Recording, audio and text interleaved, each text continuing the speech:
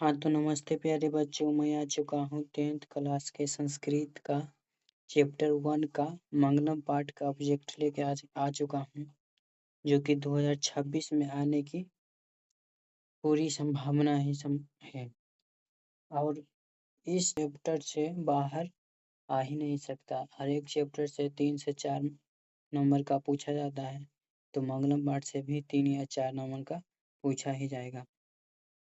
तो इसको देख लीजिए कैसा है और याद कर लीजिए।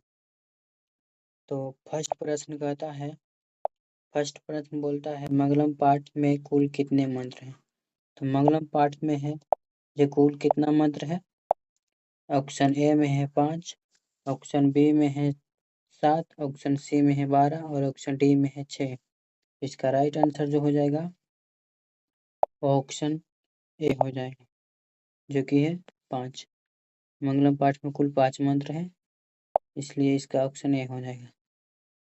प्रश्न संख्या 2 बोलता है कि मंगलम पाठ के मंत्र कितने उपनिषदों से लिया गया। मंगलम पाठ में जो उपनिषद है कितने उपनिषद से लिया गया।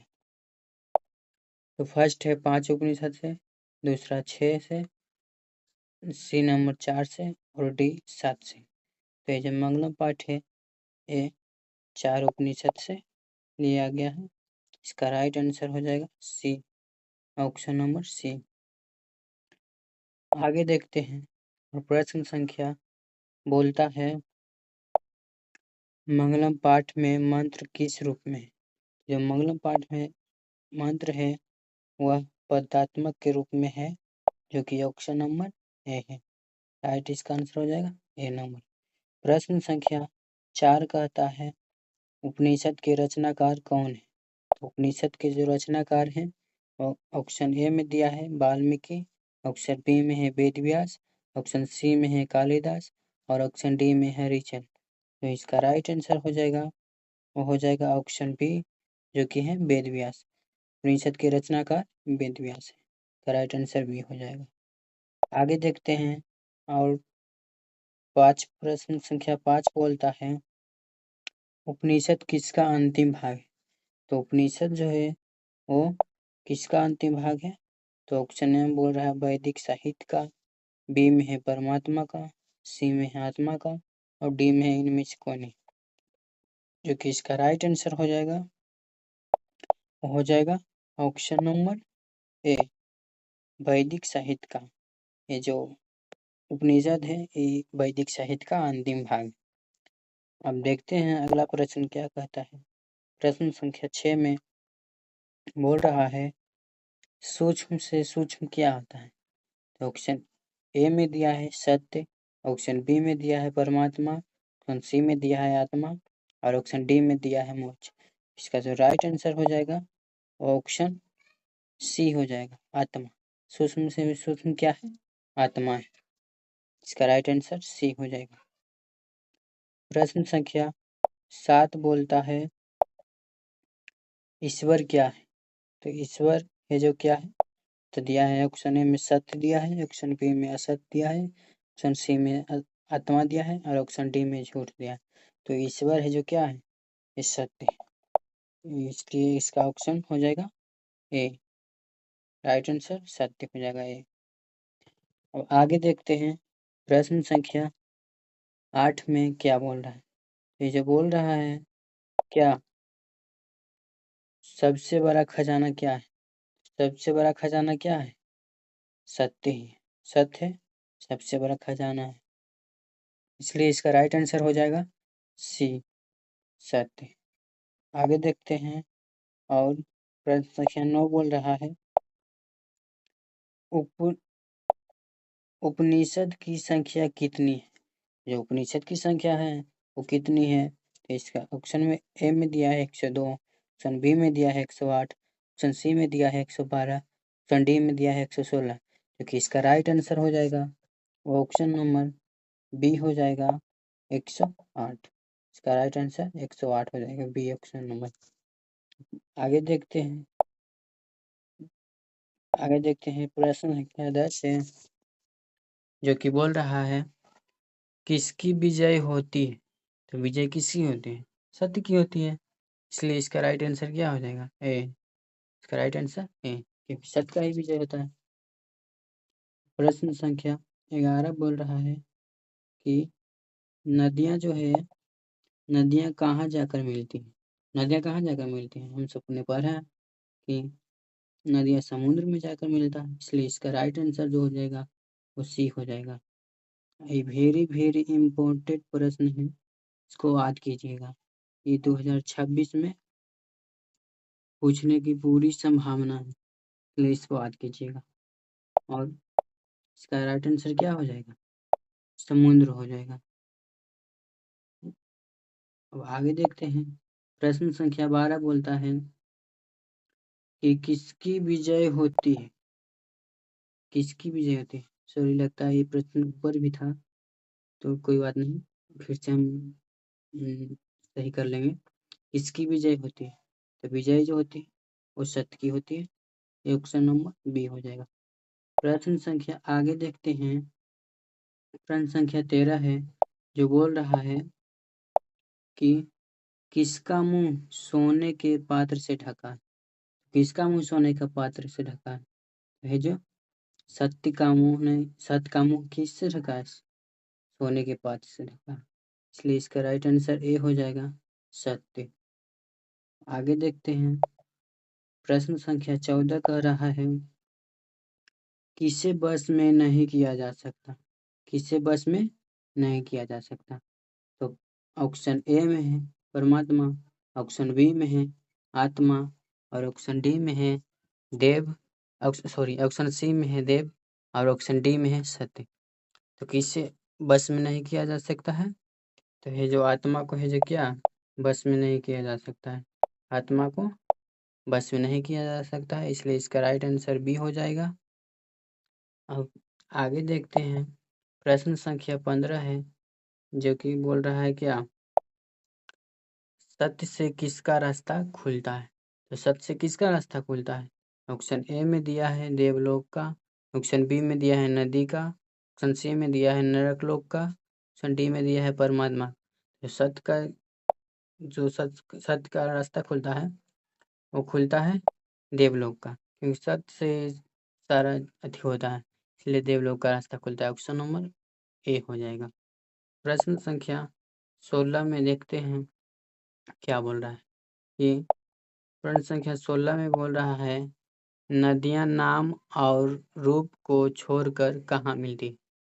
तो ऑप्शन ए में है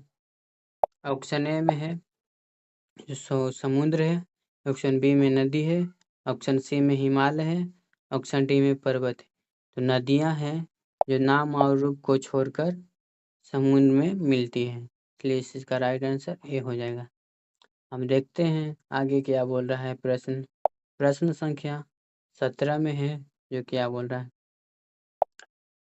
वेद रूपी शास्त्र क्या है? वेद रूपी शास्त्र क्या है? तो ये क्या है? ऑप्शन ए में सत्य है, बी में असत्य है, और ऑप्शन सी में नित्य है, ऑप्शन डी में इनमें से कोई नहीं। तो वेद रूपी शास्त्र जो है ये एक प्रकार का क्या है? नित्य है, इसलिए इसका राइट आंसर सी हो जाएगा। प्रश्न संख्या 18 देखते हैं क्या बोल रहा है। प्रश्न संख्या 18 है, जो कह रहा है, सत्य धर्म की प्राप्ति के लिए किसे हटा देना चाहिए? तो सत्य धर्म की प्राप्ति के लिए किसे हटा देना चाहिए? तो ऑप्शन ए में है स्वर्ण पात्र को, ऑप्शन बी में हिरण्मय पात्र को, ऑप्शन सी में है ए और बी दोनों, ऑप्शन डी में है इनमें से कोई नहीं। तो इसका राइट आंसर जो हो जाएगा वो क्या हो जाएगा? ऑप्शन सी हो जाएगा, ए और बी दोनों, यानी क्या स्वर्ण पत्र और हिरण्य पात्र दोनों को हटा देना चाहिए, इसलिए इसका राइट आंसर जो हो जाएगा क्या हो जाएगा? सी हो जाएगा। ऑप्शन सी है जो इसका राइट आंसर हो जाएगा। अब आगे देखते हैं। प्रश्न संख्या 19 बोलता है, प्रश्न संख्या 19 है, जो बोल रहा है, सत्य लोक से विद्वान कहाँ जाते? सत्यलोक से विद्वान कहाँ जाते?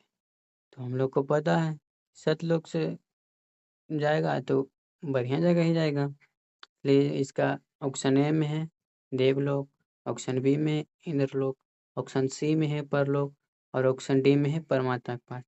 तो ये जो सत्यलोक से विद्वान कहाँ जाते हैं? ये परमात्मा के पास नहीं जाते हैं, ये देवलोक के पास जाते हैं। इसलिए इसका राइट आंसर हो जाएगा ऑप्शन ए हो जाएगा। आगे देखते हैं प्रश्न संख्या 20। प्रश्न संख्या 20 है जो बोल रहा है क्या? विद्वान शौक रहित होकर किसको देखता है? तो विद्वान शौक रहित होकर अब देखता है किसको? ऑप्शन ए में है आत्मा को, ऑप्शन बी में है परमात्मा को, ऑप्शन सी में है सत्य को, ऑप्शन डी में है देवलोक। इसका राइट आंसर जो हो जाएगा ऑप्शन नंबर बी हो जाएगा, परमात्मा को। विद्वान जो है शौक रहित होकर परमात्मा को देखता है, इसलिए इसका राइट आंसर बी हो जाएगा। प्रश्न संख्या 21 है जो बोल रहा है क्या? प्रश्न संख्या 21 है जो कह रहा है कठोपनिषद में किसके बारे में कहा गया? जो कठोपनिषद है इसमें किसके बारे में कहा गया? मोक्ष के बारे में कहा गया है, इसलिए इसका राइट आंसर डी हो जाएगा। उपनिषद 4 प्रकार का होता है, जानते ही हैं। तो प्रश्न संख्या 22 में क्या कह रहा है देखते हैं। ये बोल रहा है ईश्वर उपनिषद में किसके विषय में कहा गया? ईश्वर उपनिषद में है जो किसके बारे में कहा गया? तो ऑप्शन ए में है मोक्ष, ऑप्शन बी में है आत्मा और ऑप्शन सी में है परमात्मा, ऑप्शन डी में है सत्य। तो इसका राइट आंसर जो हो जाएगा वो क्या हो जाएगा? आत्मा हो जाएगा, क्योंकि ईश्वर उपनिषद में आत्मा के बारे में चर्चा किया गया है, इसलिए इसका राइट आंसर बी हो जाएगा। आगे देखते हैं प्रश्न संख्या 23 है जो कि बोल रहा है क्या? प्रश्न संख्या 23 में श्वेताश्वर उपनिषद में किसके बारे में कहा गया? श्वेताश्वर उपनिषद में किसके बारे में कहा गया? तो ऑप्शन ए में है परमात्मा के बारे में, ऑप्शन सी में है सत्य के असत्य के बारे में, ऑप्शन सी में है सत्य के बारे में और ऑप्शन डी में मोक्ष के बारे में। तो हम लोग को पता है कि इसका राइट आंसर जो हो जाएगा वो परमात्मा हो जाएगा। इसका राइट आंसर क्या हो जाएगा? परमात्मा हो जाएगा, क्योंकि आत्मा क्या होता है? परमात्मा क्या होता है? श्वेत होता है, उजला कलर। इसलिए इसका राइट आंसर परमात्मा हो जाएगा, जो कि ऑप्शन नंबर ए में है। अब प्रश्न संख्या 24 में देखते हैं क्या बोला। प्रश्न संख्या 24 है जो कि बोल रहा है यह संपूर्ण संसार किसके द्वारा अनुशासित है? संपूर्ण संसार है जो किसके द्वारा अनुशासित है? तो ऑप्शन ए में है आत्मा, ऑप्शन बी में है देवता, ऑप्शन सी में है परमात्मा, ऑप्शन डी में है सत्य।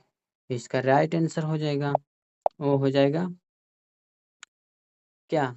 परमात्मा। इस सारा संपूर्ण संसार है जो परमात्मा के द्वारा अनुशासित है, इसलिए इसका राइट आंसर सी हो जाएगा। प्रश्न संख्या 25 में देखते हैं क्या? प्रश्न संख्या 25 में बोल रहा है साधक किसको पार करते हैं? साधक जो है किसको पार करते हैं? तो ऑप्शन ए में है मृत्यु, ऑप्शन बी में है सत्य, ऑप्शन सी में है असत्य और ऑप्शन डी में है परमात्मा। तो जो साधक हैं ये किसको पार कर लेते हैं? साधक हैं जो मृत्यु को पार कर जाते हैं, इसलिए इसका राइट आंसर ए हो जाएगा, मृत्यु। मृत्यु इसका राइट आंसर हो जाएगा।